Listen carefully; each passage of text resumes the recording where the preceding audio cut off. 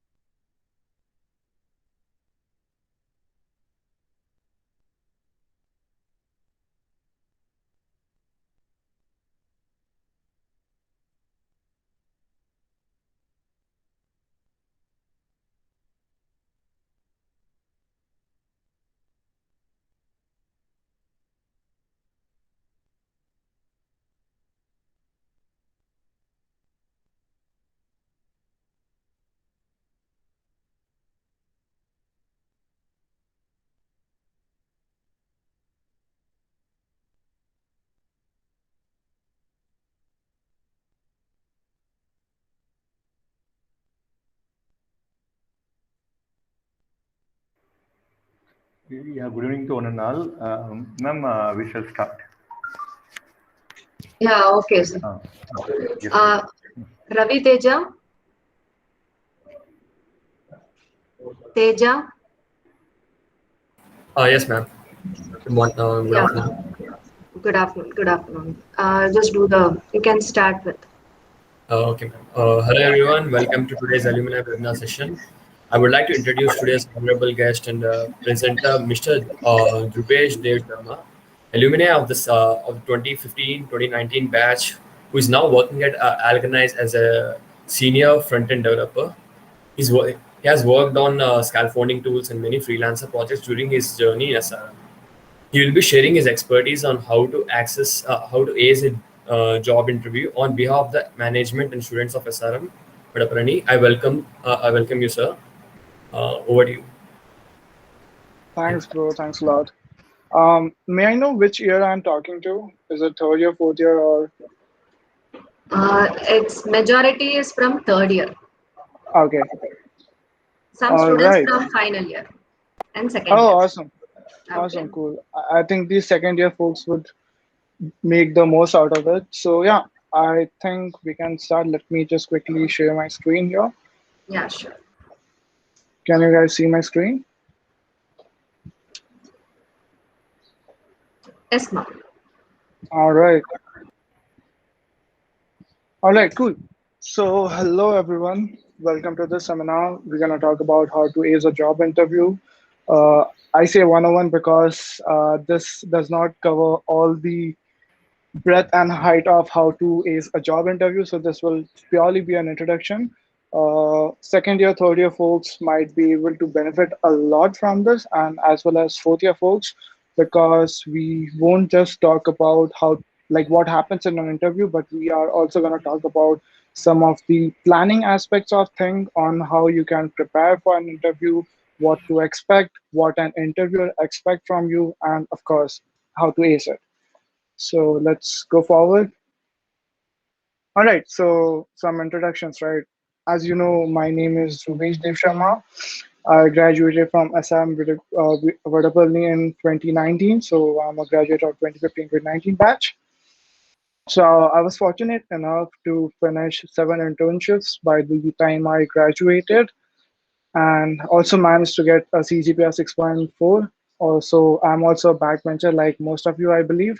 Although the definition of backbencher is pretty skewed, the society thinks that backbencher is someone who does not study at all, but I believe backbenchers are folks who have different interests altogether, and they tend to do really well in life, and eventually. So yeah, so I currently lead a team at Organize. Organize is a Bay Area-based, US-based startup where the main product is focused on NLU, which is natural language understanding. I pretty recently joined this company, and yeah, it's been going good so far. So I'm going to talk about my journey in the tech world, and I think there could be a lot of overlapping for folks who are here. So as you know, so I'm basically from Mumbai. In 2015, I landed in Chennai, and first year was a really roller coaster. I believe that that's true for every one of you. So when you get out of your home, right, that is your comfort zone, you tend to become homesick. So I wanted to get out of this place, and the straightforward way to do that would be to start earning, right? So that was my main motive on starting to go ahead and do internships. So my first internship I got via Internshala. So it was those times when Internshala did not used to have full-time jobs. It just used to showcase all the internships. I got into a company called Try Cinema. We were trying to build a social media platform specifically for folks who are into cinematography and all those in those industry specific, right? So as you can say, right, if you the biggest social media platform is Facebook. So usually social media platforms, they have a lot of complexity altogether, and I was completely landed into that.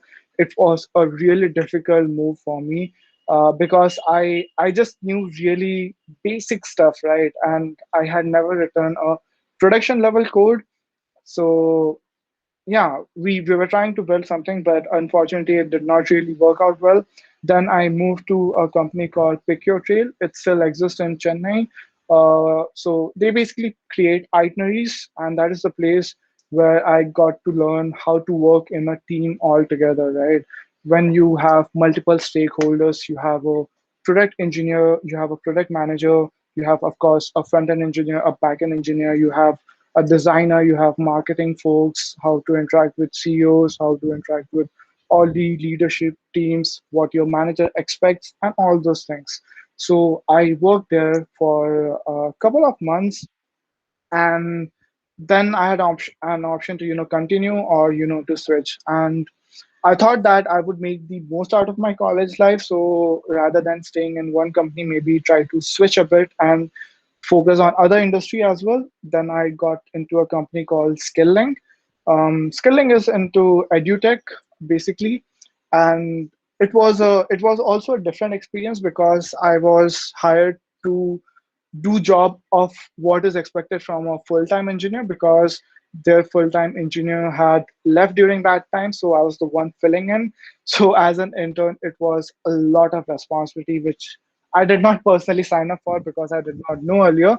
But it basically taught me how to survive without depending on anyone else, because I was the only master in that particular company who was supposed to do some things, and that something is something only I knew.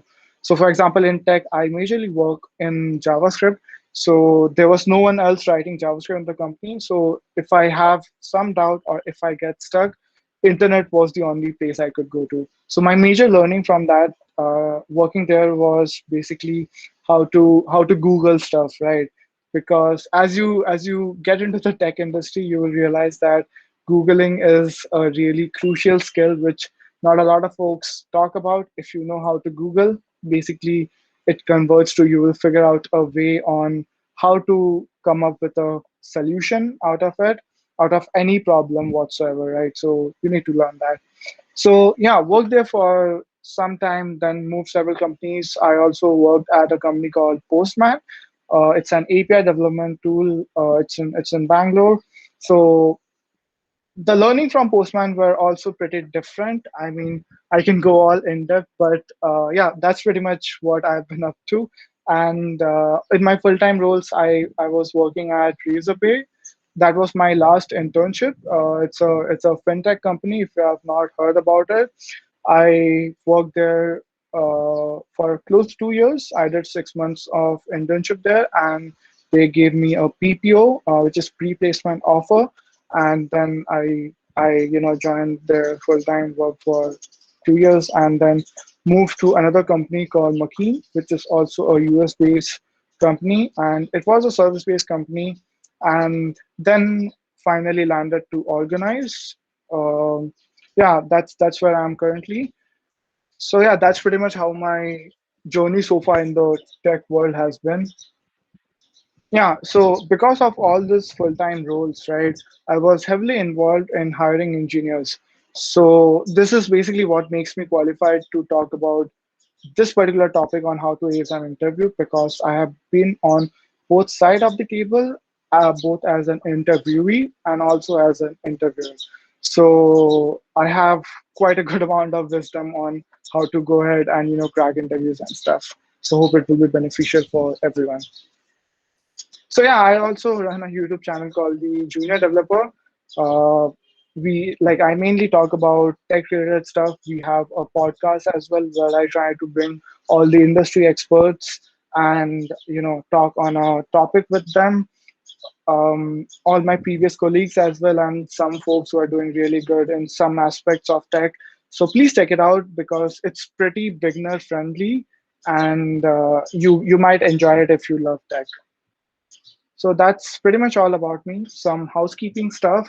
So whatever I'm gonna speak in terms of off-campus interviews because I personally did not sit in campus placements because as you know my GPA was pretty low. I was not really eligible for most of the good companies. So I went all off campus, and most of the things which I'm gonna speak might be overlapping with what you could expect with campus placements, but most of the folks, I mean, at the end of the day, if you look at long term, right, once your placements are done, it's all on you. College is not gonna go ahead and tell you what to do, right? So it's better to learn those skill sets beforehand. So it will specifically be for off-campus interviews. And as mentioned earlier, I've worked on both product-based as well as service-based companies. So we are gonna talk about that as well, so that it will be. I mean, you can also clarify that which direction you would want to go to. And this is specifically for software development roles. So this might not make sense to folks who are looking to get into, let's say, data science or maybe DevOps. So since I've worked majority of my this short period of my life into software development role, so that's what I'm gonna focus on. So these are the index as in the modules which we're gonna cover. We're gonna talk about what all software development roles we have in general. We're gonna talk about product versus service-based companies, MNCs versus startups. Uh, so like these are some things which no one will come and tell you that this is the difference between all of this, and we had to learn on our own, right? So it's better that if someone would have told me earlier, made me understand on what is the difference between product based and service based MNC versus startups, I might have a good head start, right? So I believe because of this particular knowledge, most of you folks would have a good head start. So yeah, how to apply for a job as well, because it's also a skill on its own. So some sub modules. We're gonna talk about resume because resume is what gives you the first impression. If your resume is good, only then the HR will basically come and talk to you, or maybe even think about initiating a conversation. If your resume is not good, you're gone there, right? You don't even get to an interview. So as I mentioned earlier, we are not just going to talk about interviews, but the holistic approach of how to go ahead and apply, how to create your resume, and yeah, how what to do in an interview. And yeah, that's pretty much it. Resume based on, so JD is basically job description, and towards the end we'll talk about interview preparation, and the last module we're going to talk about is how to make the most out of your college life. So any questions so far before we get started? All right, I'm going to take that as a no. So let's talk about types of software development roles. When you're in college, you just know that there's something called a software developer, but you don't necessarily know that what to expect in that role. That clarity does not come until you go ahead and explore all the other roles, right? Or maybe talk to folks who have been there and done that in some of the roles. So maybe this module is basically for you to decide, since most of you folks are in, third year or second year or fourth year. It's for you to decide that which role you would want to go ahead and build your career on, because this decision of your life, right, it's gonna last for 20, 30 years by the time you retire, right? So it's also a really crucial thing.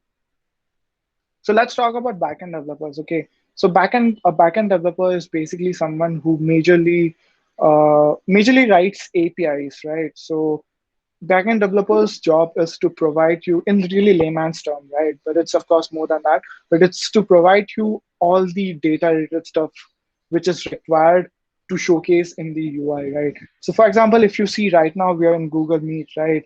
I'm speaking something. This data is being delivered to you somehow, right? This data is being stored somewhere, and then you're getting that data. Maybe there's a WebSocket layer to it, because of which this is all happening real time. Likewise, my video is also happening the same time, and if someone joins or someone leaves, we see a notification bar, right?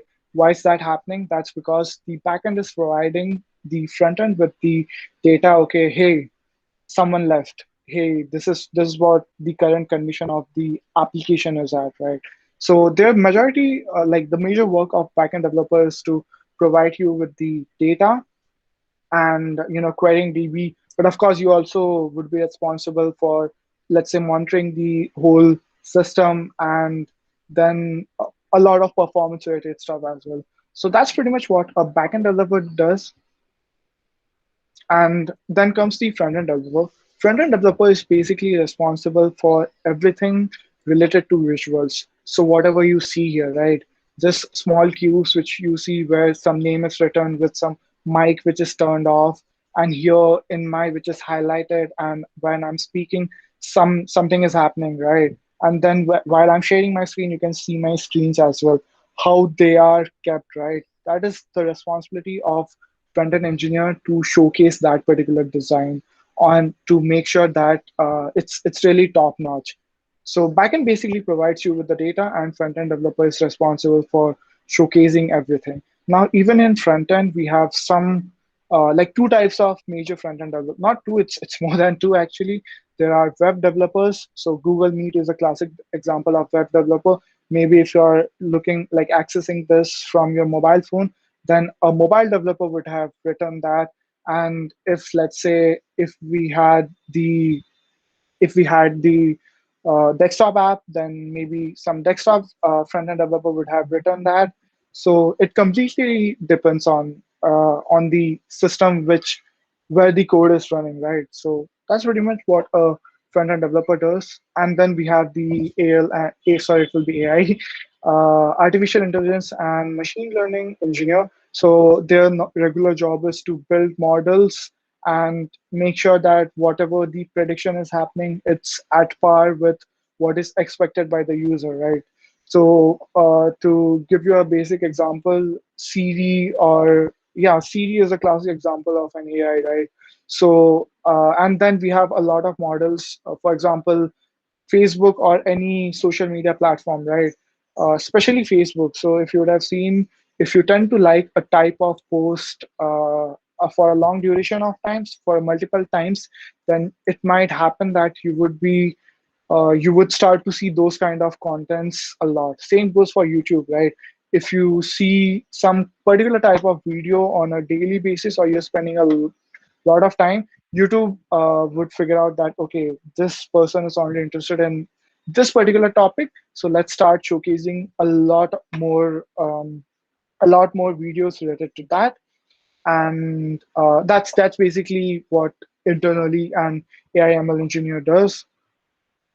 And mobile developer, as I spoke earlier, uh, we can of course consider that as a subcategory of front end developer.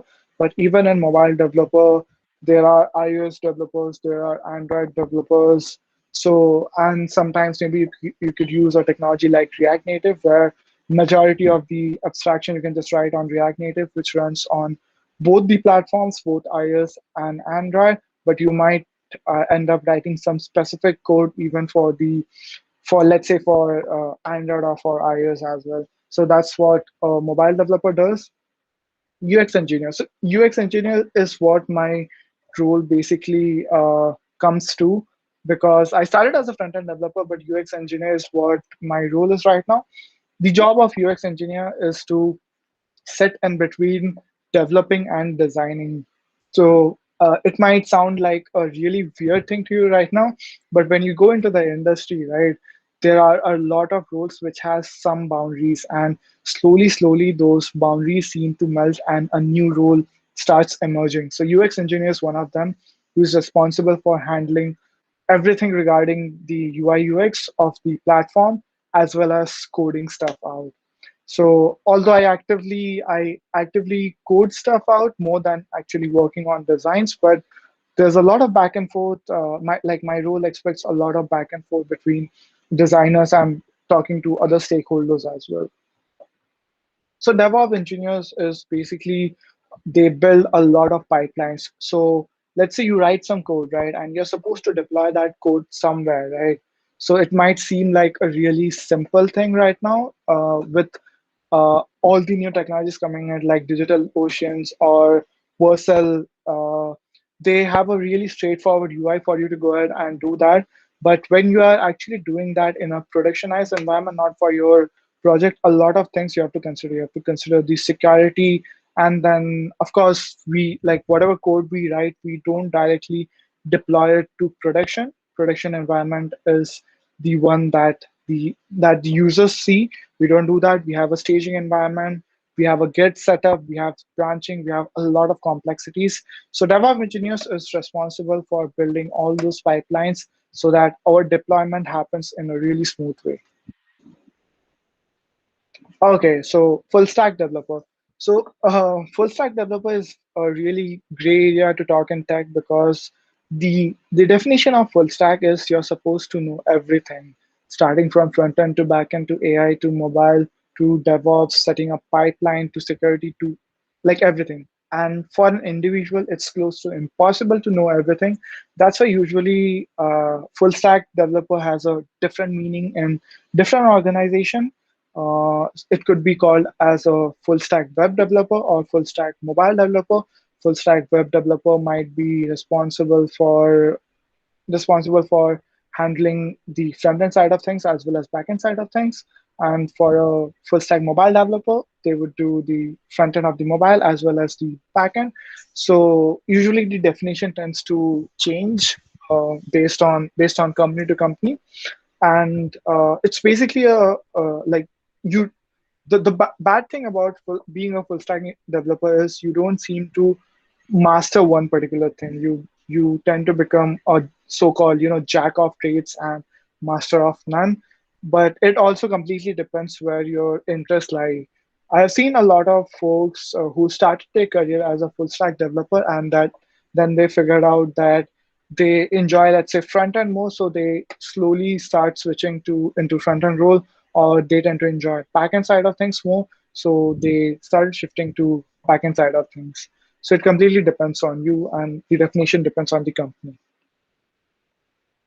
And yeah, of course, there are many other software development roles. There's like security engineer, There's SRE, which is supposed to monitor all the system and make sure the uptime is close to 99.9%, and etc. etc.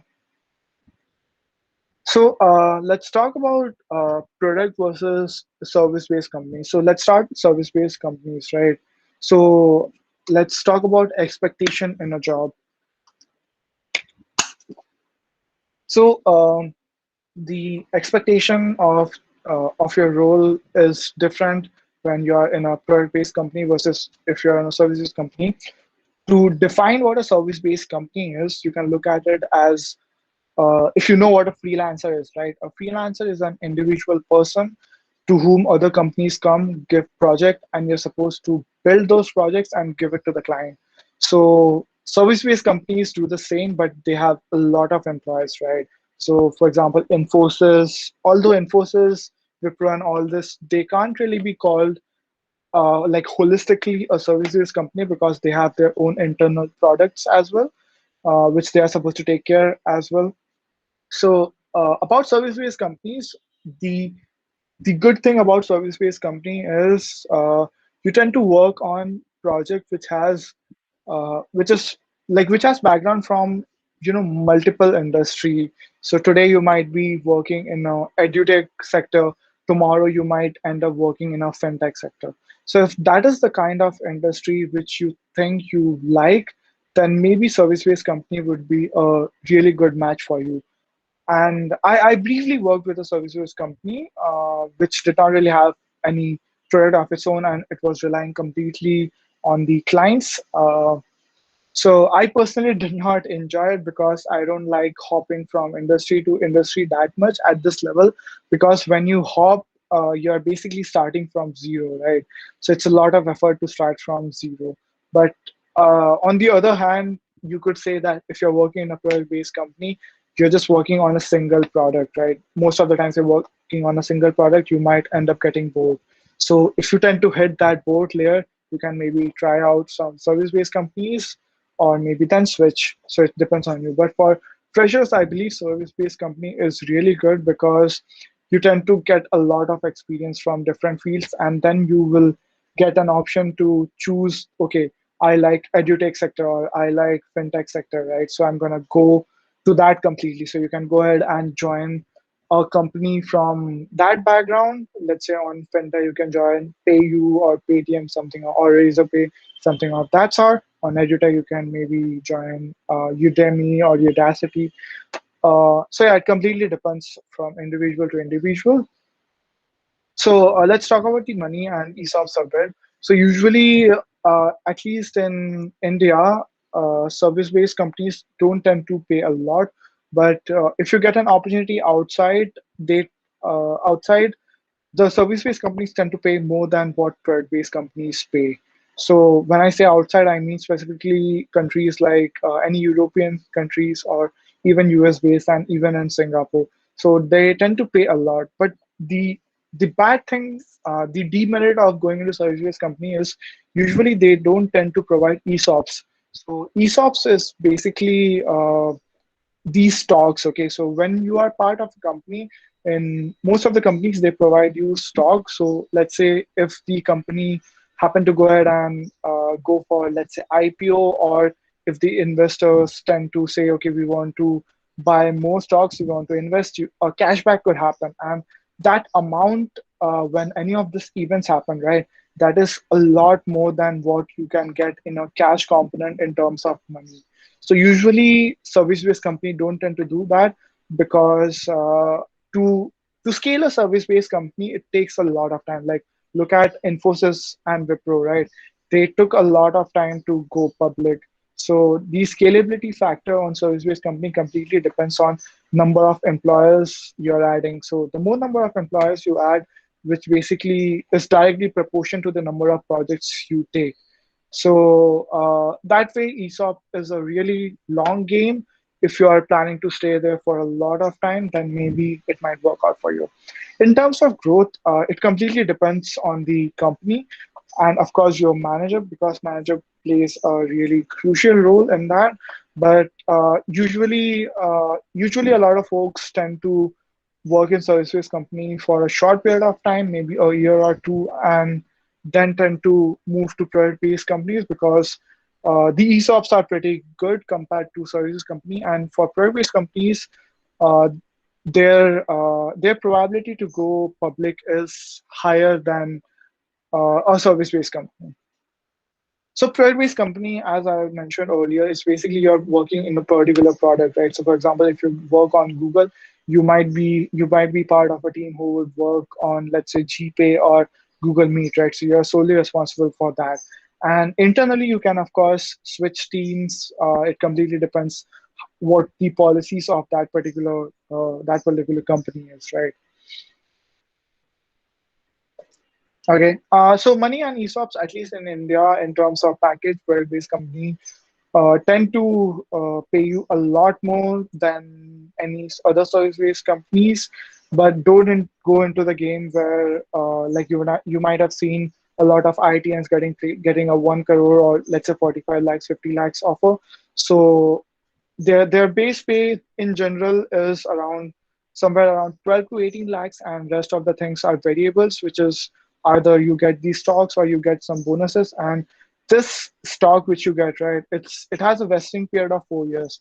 So let's say if I join Microsoft tomorrow and Microsoft is offering me 10 shares of Microsoft, that does not mean, or let's say 8 shares of Microsoft, that does not mean that I get that 8 shares right now. I get that 8 shares in a time period of 4 years. So every year, two shares are basically allotted to me. Of course, each share means, I mean, the value is more than what I might have been paid in as a base salary, but it's a long-term gain if you go for. And yeah, growth, of course, it's almost identical to service-based company, but since it also depends on the definition of growth, right? If your definition of growth is solely financial, then prayer-based company tends to work a lot. If your growth is based on, how much you would want to grow in a tech-based company, then it completely depends on your manager and the team you're working on. So yeah, let's talk about MNCs and startup, right? So we're gonna talk in exactly this terms as well. In MNCs, so the only MNC which I have worked with, which is also partially moving towards an MNC, it's called Razorpay, um, which became a unicorn last year, I believe. So they're also moving towards being an MNC right now. And when I joined Razorpay, it was a startup. Then it moved to MNCs. So I saw the whole journey, right, on how a startup became a MNC. So usually, a lot of things changes when you work at a startup versus in an MNC. Usually, money tends to be more in an MNC compared to startups. But a lot of startups, because of really good funding, are providing good packages even to freshers. So it differs from company to company. And usually, I personally don't prefer MNCs because you don't tend to do impactful work, whereas in startups you tend to do a lot more impactful work. So it completely depends on your priority, what exactly you're looking for, right? MNCs is a safe game, and startup is not a safe game, but it's a high risk, high return game. If you tend to join a good startup at a good time, then you tend to stay there for long. You might end up retiring early. You might end up making that big of a corpus, right? So let's talk about how to go about applying for a job as a fresher, right? So the first thing is, which comes down to, is building trust. Now, how do you build trust, right? So usually the expectation from uh, from a fresher is different from what is expected from, let's say, a junior developer, a senior developer, or a lead engineer, right? So it's completely different. So now, if you want to build trust as a fresher, is your resume should be really good. We're gonna cover resume in the later stage as well, but most of the hiring managers to whom I have talked with, what they suggested is what builds trust just by looking at the resume would be to have a project which is accessible, right? So, for example, tomorrow if you build a side project which I can just go to a public link and I can access it, then I know this person knows how to write a code. This person partially knows how to deploy. this person knows how to manage domain or subdomain. So that tends to build a lot of trust compared to you not having any side project at all. And personality, of course. So I'm going to talk about this even in the when we discuss about the interviewing side of things as well. But you have to have a really good personality as well. Now, you have to understand the definition of a good personality differs from individual to individual. But as a group, also there are certain things which you might say, okay, here this particular person has a really good personality. This particular person has not. Why do you think this particular person does not have a good personality, right? To figure out the why not part of it and completely remove it from your individual personality as well, if you think. Because when it comes to interviewing, right, the tech part is of course primary, but I personally have seen a lot of folks, not hiring a particular candidate because their personality was not good. Because tech is something which you can learn, right? But if your personality is not good, and I, as your future teammate, would not like to work with you, then it doesn't matter whatever you have done, how much good you are in tech, how much good you are in DSA. I would just not go and give you a thumbs up. And of course the primary things is tech skills, right, which intertwined with building trust, right? If I can see your project as, like, if you're applying as a fresher, if I can see your project, then how to code at least, and we can teach them a lot of things. There might be some mentoring requirement, but it completely depends. So yeah.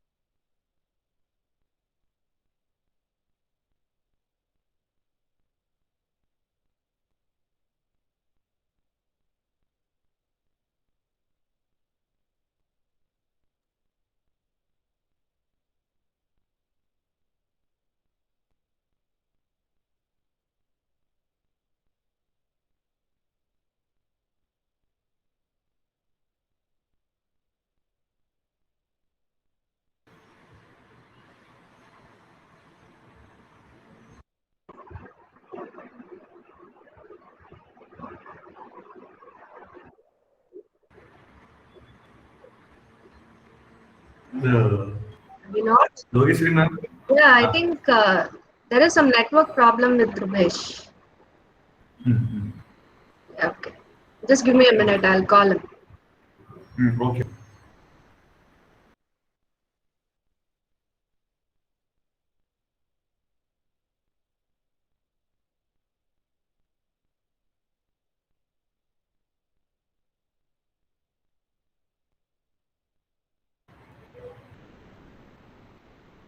Yeah, there might be a network problem with our guest. Please wait for a second. I will ask him to again rejoin.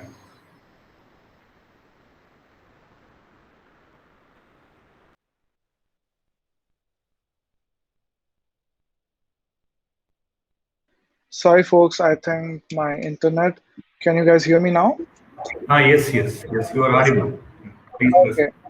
Yeah, I will just turn off the video so that I could get a better connection. So let me know once you guys see my screen.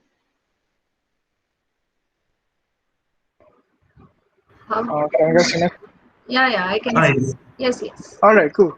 Please continue. Um, Hi Fardeen. I think we'll talk about that in the Q&A session towards the end. I can answer that verbosely. So yeah. So as I was saying that regarding referrals, right? So referrals play a major role for you to stack up your resume towards the top, because companies like Google, Microsoft, and all, they receive tons of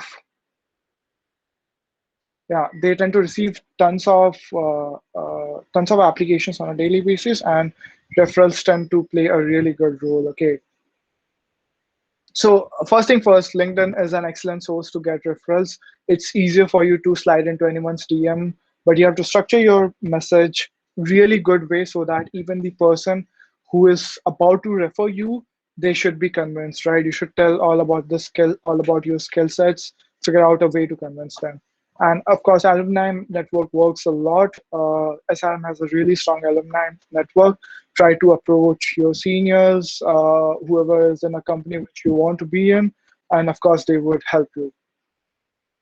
So let's talk about resume. And before we get into resume, usually what we have been taught in resume writing in the college might work really well when you're sitting for a campus placements, because when you sit for a campus placements, it's easier for the companies to get all the resumes in a particular format, right? But that's not necessarily works out outside, because you want to make your resume really optimized, right?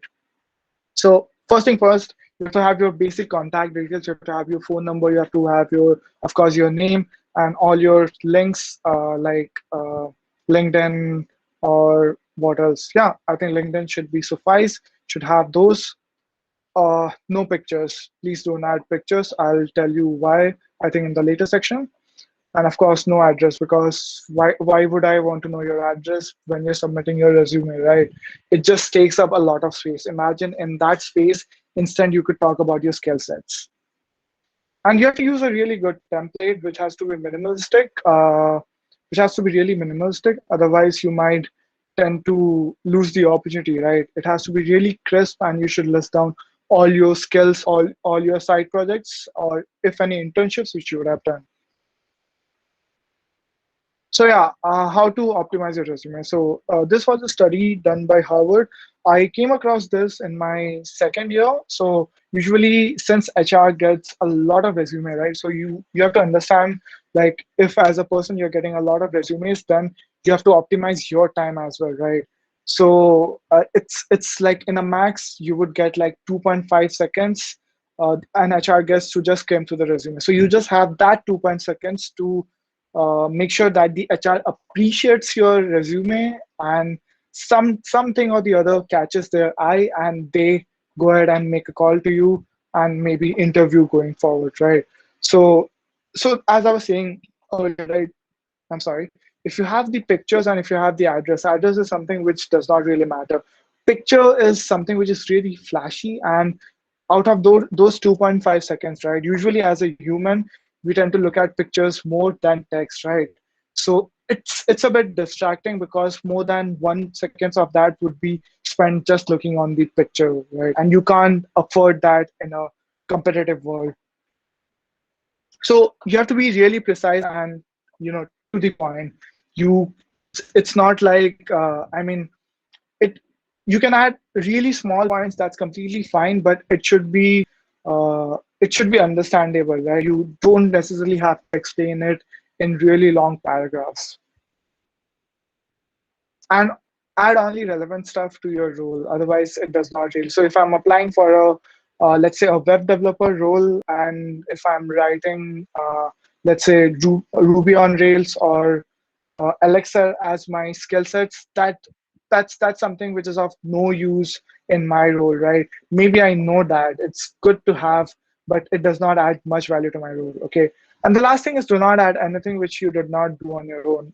So this is something which I see a lot of freshers doing, especially assuming that adding certificates add a lot of value. But trust me, with just having a conversation for 5 to 10 minutes, you can easily understand that this particular person is faking or not, right? So you only have to add these stuff which you actually did. It's completely fine if you did not have a lot of contribution. Then go ahead and do a project in which you contributed a lot. Then go ahead and add that to your resume. But never do anything which you did not do on your own. It's really easy to catch, and the repercussions of that are not really good. So, for example, in a college environment, when you go for a test, and when the teachers are correcting your sheets, right? So for a teacher, it's really easier to point out who copied and who did not. But they are good person. They don't point that out to you that hey buddy, you copied, so I'm gonna give you less marks and all.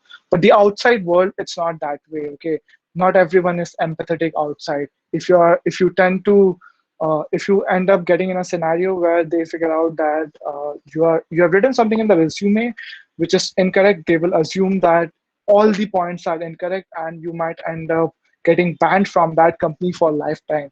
I've seen this particular thing happening firsthand, where although this, like what I experienced was when I was interviewing a tech lead, this happened. But also to a lot of freshers, this happens. So don't fall into that trap. Be honest, write whatever you know. Otherwise, it won't be a good fit for you. Okay, yeah. So this is something you can do if you have a lot of time in your hand. JD is job description. So if you have a lot of time in your hand, you can do this. So when you look for an employment opportunity, you have to look into the job description, right? And you can just go ahead and use the tech keywords which is mentioned in that particular JD. So that will attract the HR more, right? So, and also you can go ahead and use the same JD language, right? So if someone would have you know if someone would have written that we want someone who has 2x, let's say, who has an experience in this, right? So this being the technology, okay, let's say technology A. So in your resume you can write that worked on technology A by building this project. But again, goes back to the original point where you have to be honest. You have to, having done that, only then you should go ahead and add that. So let's go back to the interview prep. Towards the starting, we talked about all the software development roles, right? So it will be your job. It will be your job to go ahead and explore all of those and see which one excites you the most, okay? Because most of us are gonna continue in that role till retirement, till the time we turn 50, 60 years old, right? So you have to be really, you have to scrutinize a lot on which role you want to go ahead and take. And once you have that, then maybe you can start with planning. So for each role, they have a different requirement, different set of expectation, why even during interview, right? So you have to Google that and figure out what is expected. You can talk to folks on LinkedIn, all the industry expert as well. And of course, DSA is data structures and algorithm. So this is something which plays a major role if you want to get placed anywhere.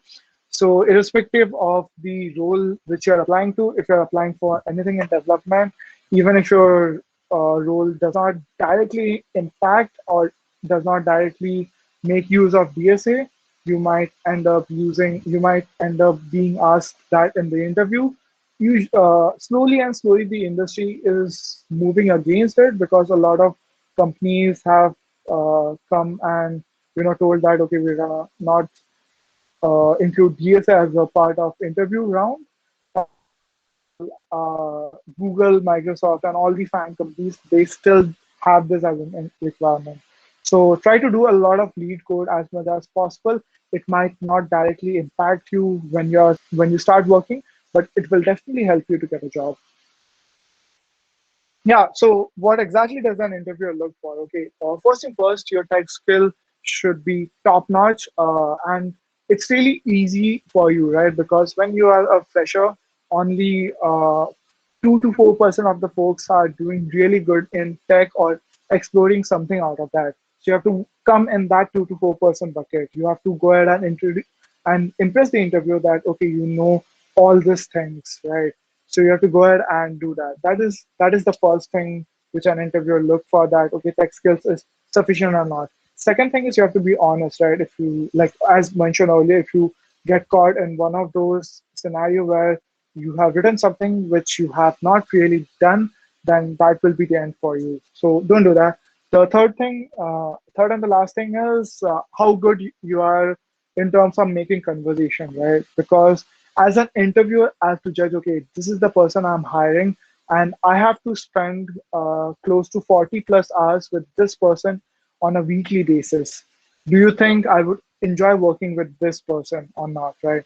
So that's a major question. That's a major question, right? So this is what like to identify these gaps. We have behavioral round where the HR comes up and asks you all the behavior related scenario where they give you a situation and they ask you how do you act on that, right? So for example, it could be like, what are your biggest strengths and weaknesses, right? How do you answer that? How do you say that out loud? It matters a lot. And it also comes down to having good conversation skills as well, because if you're not able to I mean, everyone assumes that in coding, right, that coders are more like introverted folks who just go ahead and code, that who just go ahead and code it out all day and night, right? But that is completely incorrect. Only 40% of our time is spent in coding, less 60% is spent on planning or having conversation with co-workers, strategizing on products. So conversation plays a major role. If you are not good at having conversations, then go ahead and speak in some conferences. Like when I came to Chennai first year, my English was not that good. It's not that good now, but it's definitely better than what it was back in first year. So I was really afraid of public speaking as well.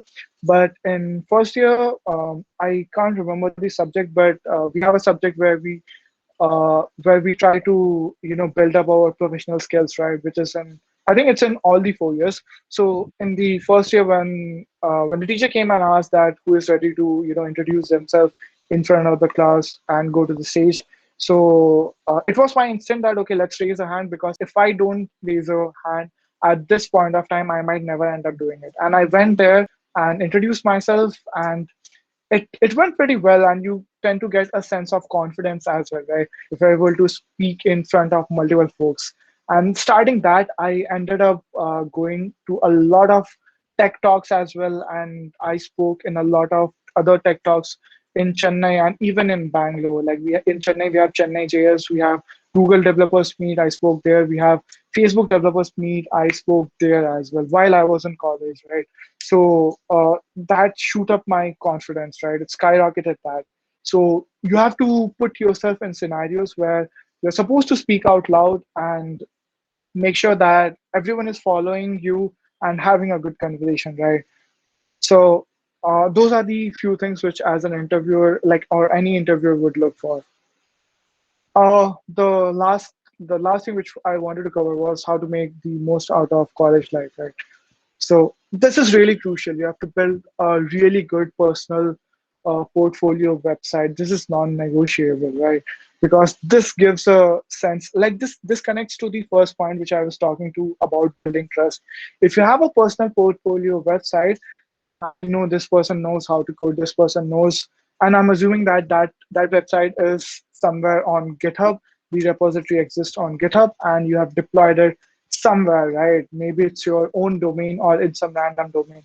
So I know that this person has made the effort to do this, because at least during my time, I'm not a lot of folks used to do that. And resume should not be the source of truth, right? You have to have some side project. This not branch. So yeah, you have to build your personal brand. How do you build your personal brand? It completely depends on you. Okay, I'm not sure why it's not loading. Let's leave it this way. Okay, yeah, it completely depends on you. So building a personal brand means a lot of things. Okay, you can build it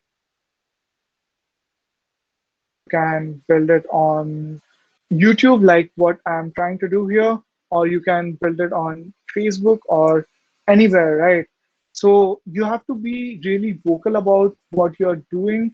Only then you'll be able to build a personal brand. Let's say tomorrow, today, you go ahead and you learned about this seminar, okay? Then maybe go ahead and write something on LinkedIn saying that, okay, a senior of mine came here. He talked about this many things. So you have to advocate a lot of things. That's exactly how you build personal brands. And then when you build a personal brand, you will also start earning followers as well, right? And if you earn followers, that basically means it gives you a head start even when you start applying for a job, right? because it gives you a good negotiation point. For example, if you're going to a startup which is not so famous, and someone and you as an individual have a good personal brand, you can negotiate and tell them, okay, see, while I understand that my tech skill and everything is in place, but I'm bringing in more to the table.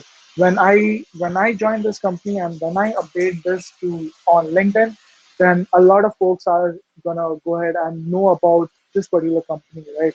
So from a marketing point of view, you will get a good head start. So you can negotiate in that terms as well. The third thing is, of course, optional open source. It's always good.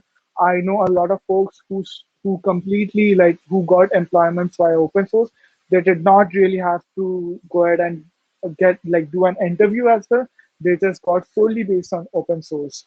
So try to do that as well, and of course attend tech talks, right? Tech talks basically help you to be updated in what's happening around the tech world, because as you know, the tech world keeps on updating almost every other day. So it's a really good place for you to keep in touch on what's happening in the tech industry. And of course, you can do freelancing or internships. I would suggest to start with internships, then maybe move to freelancing. Usually, freelancings are more lucrative than internship stipend, but internships are a good place to learn because you will get a manager who is managing you, a mentor who is mentoring you. Those kind of things you don't tend to get in freelancing. So once you know your pathway, you can maybe start doing freelancing as well. And most importantly, have fun, enjoy your college life, because it does not seem to come back unless you go ahead and do a master or maybe a PhD. So don't just go and just study or just work on all the things which I talked about, right? Have fun. It's a journey. There's no end goal to it, right? So enjoy this process and have fun. Otherwise, you will end up regretting a lot, right, in the future. So yeah, that's pretty much all about me. This is the QR code. If you want to scan it out, you will be redirected to my YouTube channel. You can maybe subscribe or hit a like button. And now, if you folks have any questions, I'll be happy to take. I think there's one question by Ferdine. I'll quickly answer that. If you have any other question, you can just unmute yourself, ask, or maybe write it down on the chat. So can you please share the source you have used to learn web development? There's no specific source as per se. All I did was I started building a lot of things because I personally had started with mobile development, but for mobile development back then, I wanted to go ahead and do Java because I had Android phone, and if you want to do iOS development, you will require iOS phone, right? An Apple phone, basically. But the setup for Android Studio was really painful, whereas for setup for web development is really straightforward. So I started building some projects here and there and started exploring some technologies. And I started going to tech talks, and that's how I got in, upgraded my skill sets. So yeah, I think that answers your question, Fadeen. Any other question, guys?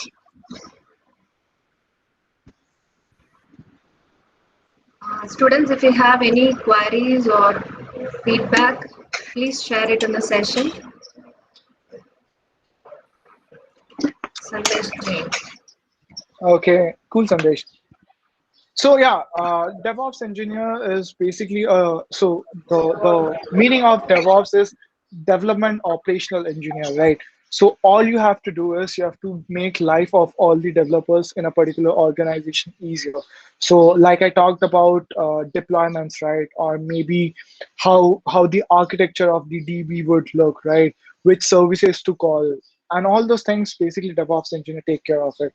So what company expects from a fresher having internship experience in DevOps would be you have to know AWS, right? There are a lot of services in AWS, but the basic ones are EC2 instance, and there was one more, the Lambda functions, right? I think if you go ahead and at least start with this two, you will know in which direction you would want to go to, and you will start exploring other services as well. Likewise, you can also explore like DigitalOcean or maybe something about Firebase, but AWS is something which is being used like in most of the companies because they have a really good suite of product and it seems to be working pretty efficiently, like more than more than 90% of the internet is on AWS, and if at some point AWS goes down, right, so a lot of services, a lot of products would go down. So yeah, I think that answers your question, Sandesh. Any other question, folks? Stick to one particular language on which you are good on the basic. So Vishal, it completely depends on what you're aiming for, okay? Because at least programming languages, how it works is the concept like let's say abstraction, interfaces, and all those things, those are common. But there are a few additional functions which come along with a particular programming language. But in the end, if you know one programming language, you can easily pick any other programming language.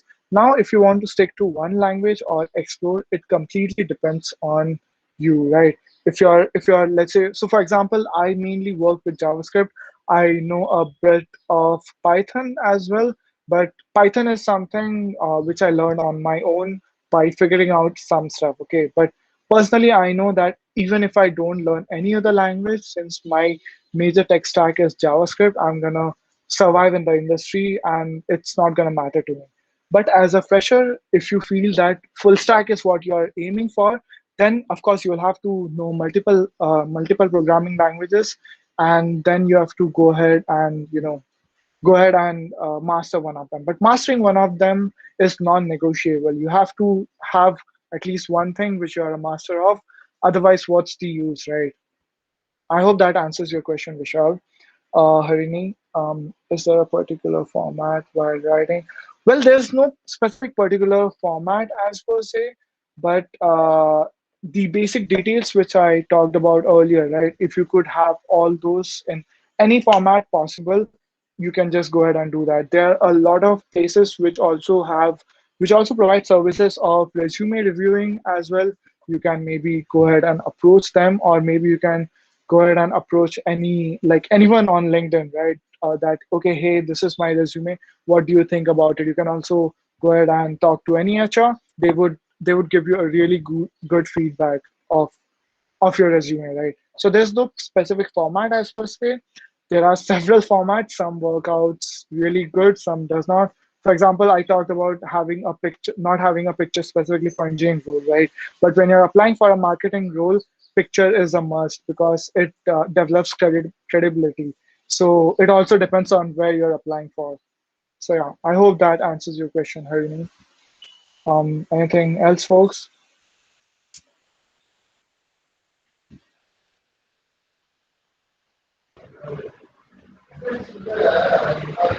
Hope there is no more questions. Ravi Teja, Ma'am. um, please deliver your word of thanks. Uh, uh, Thank you, sir, for this wonderful presentation and this important part for the future of our careers. And you have helped us a lot in knowing about types of developers and the types of companies and applying to jobs and resumes and any uh, future cautions for us. So thank you very much for that. Uh, and thank All right. Thanks a lot, man. Thanks a lot. Thanks for Thank giving me you. this opportunity. All right. Bye, guys. Thank you. All the 1 best minute, for your 1 minute. career.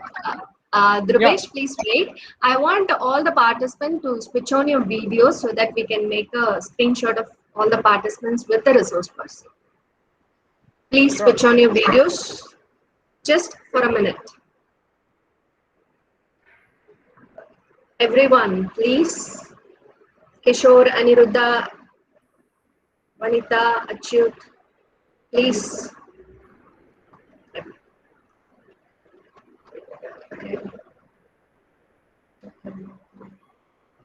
It's getting loaded. Just a minute.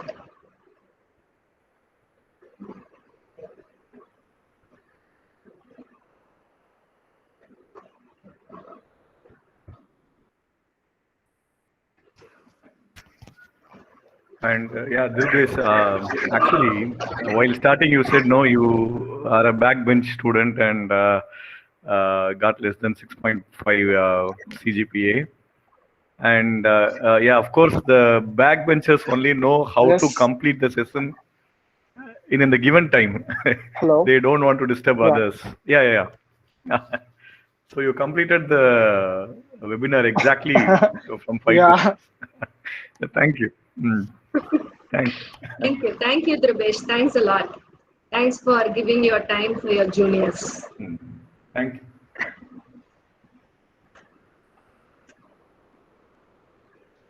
Okay. My pleasure. Yeah. Yeah, we shall leave Thank you. now. Yeah. Shall we leave Yes, now? sir. Yes. Yes, Thank you. yes. Thank you. Thanks a lot. Thanks a lot for everybody, and also for the special thanks to the resource person. All right. Thank you, guys. All the best. Bye bye.